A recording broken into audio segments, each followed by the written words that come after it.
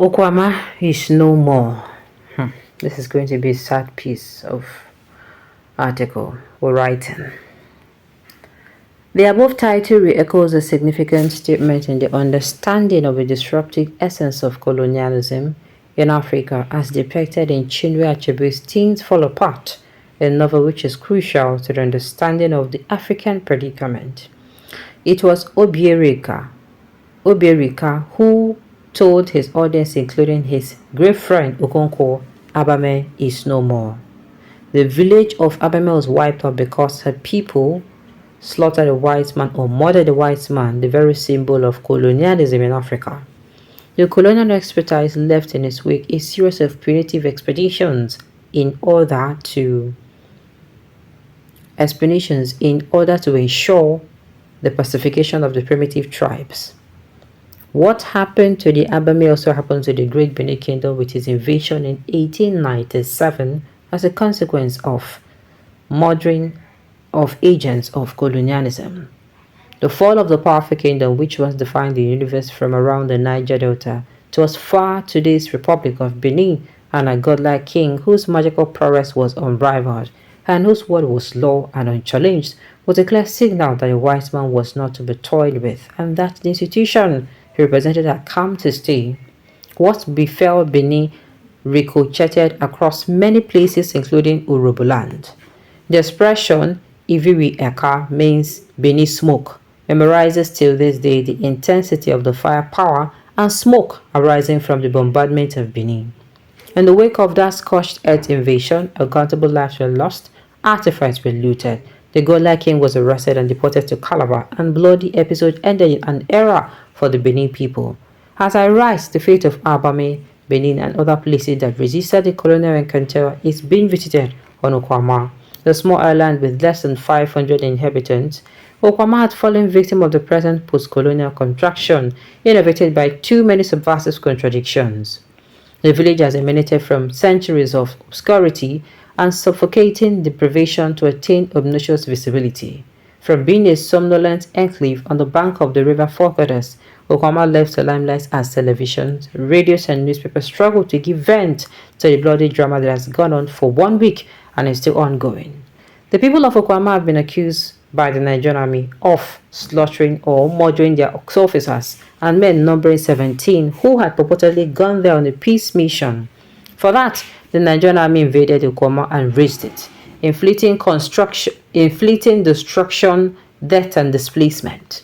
Okuama is no more. The tragedy here is double as the state represented by the dead soldiers and humanity symbolized by the innocent, oppressed but peace-loving people of Okuama are the victims and the entire community of humanity is grossly diminished. Okuama is no more. The gallant soldiers who made the untimely death were human beings like the rest of us, and they really deserve our empathy. We must put ourselves in their place and imagine how dastardly they were murdered and debased even in death while serving their fatherland. Soldiers are crucial to the survival of both the primordial and the modern state. They signed up to defend the people and die for the honor of the country if need be, but not the kind of death that they met in the prisons of the Forcados. We mourn with their families and pray for them to be endowed with the fortitude to bear the loss. After all, the slain soldiers are sons, brothers, husbands, and fathers to people who by now must have been very distraught. The Nigerian army also deserves consolation for the loss of their comrade in arms. We also mourn with Nigeria with what we must join hands to undo the present dark and bloody episodes. Having said the foregoing, one must be forthright, if not audaciously, to absolve the Okuama people of the allegations of murdering the soldiers. Time, the revealer of sin, shall absolve the people of Okuama.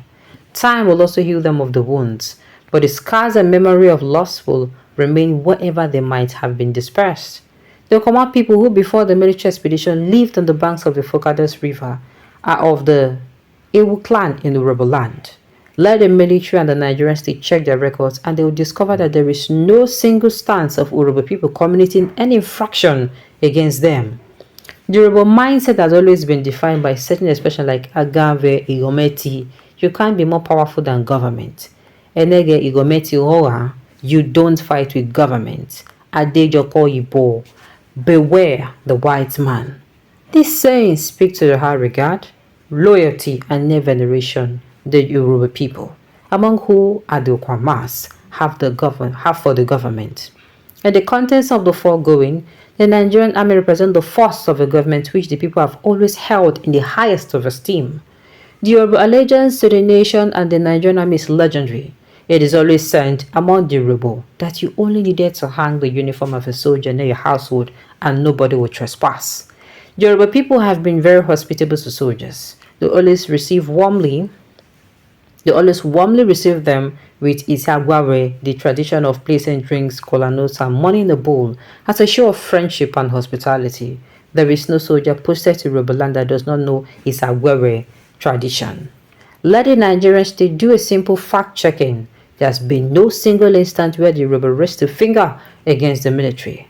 Soldiers occupied Kokori for many years, and the people catered for them the way they would for their own relations. Probably with the exception of the TVs, Urhobo men enlisted more in the Nigerian army than any other ethnic nationality during the Nigerian Civil War. There is no family in the Urhobo land that didn't have a son in the army in those dear 30 months.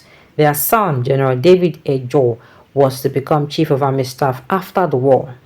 Are these the same people who will turn around to hunt soldiers that they have always embraced? After the burning of Okuama soldiers, traced the alleged militant leader suspected to be the mastermind of the murder of the Igbo Motoro and Ijo village in Bayelsa village.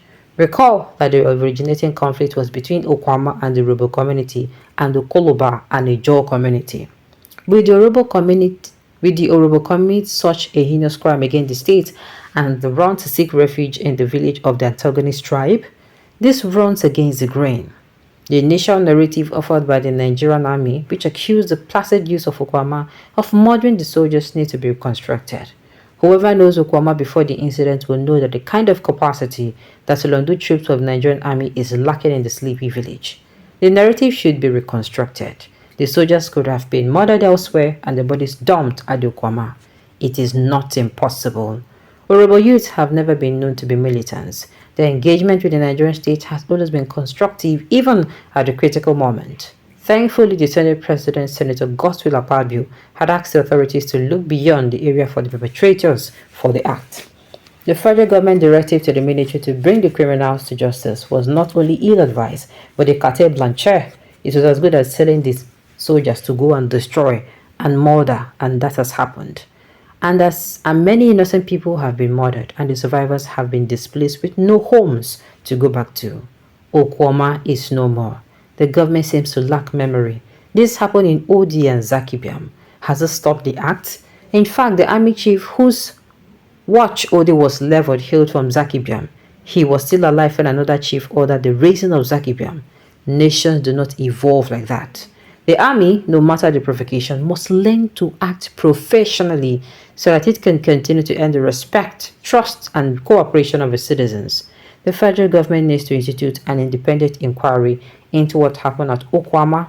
The federal government should rebuild Okuama and let the survivors return to the ancestral home with compensation. The time to do so is now. Okuama is no more. You don't understand? Do you understand? You get? Do you understand what is going on here?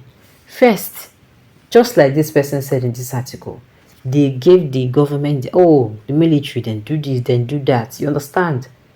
But you can't still face. Make them check them. That community, before now, don't know Kwama. That means they are peaceful, peace-going people. If something happen, put your emotions in check. As I would always even tell us individually. No act impulsively because in the speed of anger of the moment, and at the end of the day, when you find the people who are doing this now, I know from this place, say sorry. We'll bring back those people that actually died. They no try you. I know they talk well. I know talk. I know close my talk. I know close my say my mouth this smell talk. I go open my mouth talk. Nigerian military, they no try for this one. Alright, on this note, we have come to the end of the news. We say thank you for tuning in to listen until I come your way next time. Enjoy.